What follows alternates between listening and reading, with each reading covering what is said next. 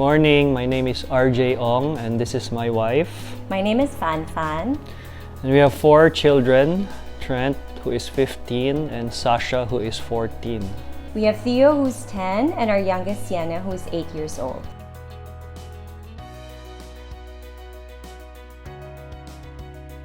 There are plenty of challenges in the context of family life, but one of the biggest challenges is conflict resolution between husband and wife.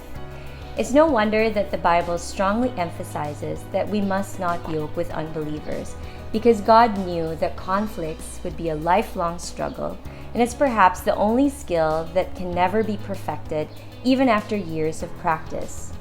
Though it is still difficult, especially on my part as a highly emotional person, I'm thankful that I have a spouse who truly understands and practices humility and forgiveness in our marriage.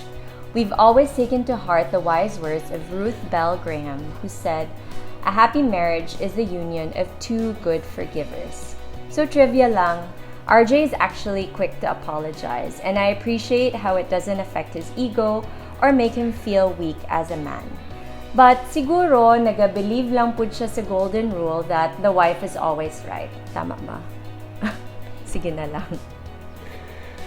When it comes to parenting, especially with 4 kids, we sometimes struggle to find the right approach, addressing each child's needs as they are all different.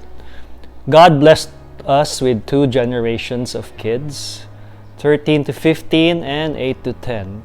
So we get to deal with them in pairs. So it's easier to explain and there's more accountability. Between the 2 age groups, our teenagers are the ones that require most of our attention now, that they are dealing with a lot of issues in school, their peers, their emotions, and handling real-life situations.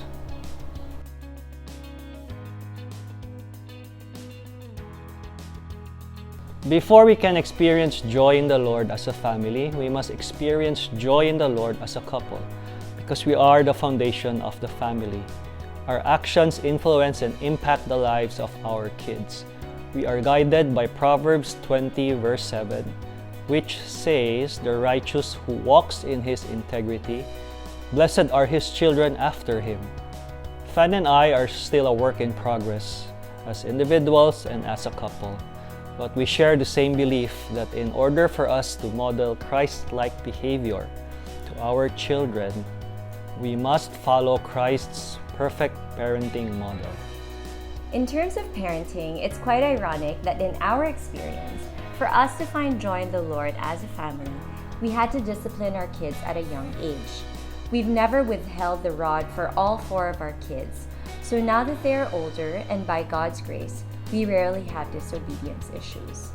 But we've always kept in mind what a pastor shared. He said, "Disciplining kids without a relationship leads to rebellion." We tried and still try to develop deeper relationships with our kids by constantly communicating with them, being present and being intentional in creating experiences for them to learn and bond with us. So we try to engage in simple activities like playing board games or sports, treating them occasionally to ice cream dates, learning about their interests to encourage conversation, and trying our best to hold twice a week family Bible discussions about what they've learned during their quiet time.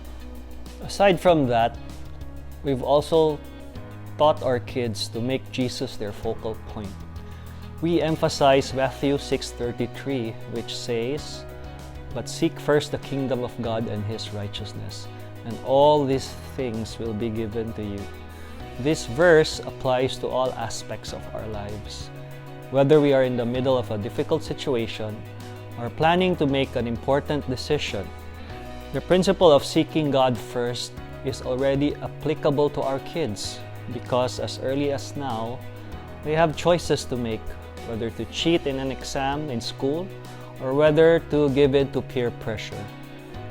Our prayer as parents is that when they are older, they will consider God before all else.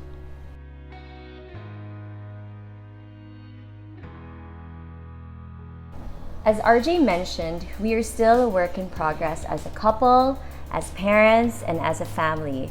So we seek your prayers as we continue journeying through life together.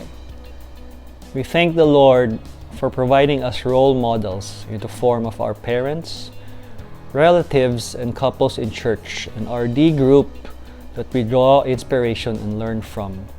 But most of all, we give thanks to God for providing the best parenting manual in the form of the Bible, and for being our Father and refuge.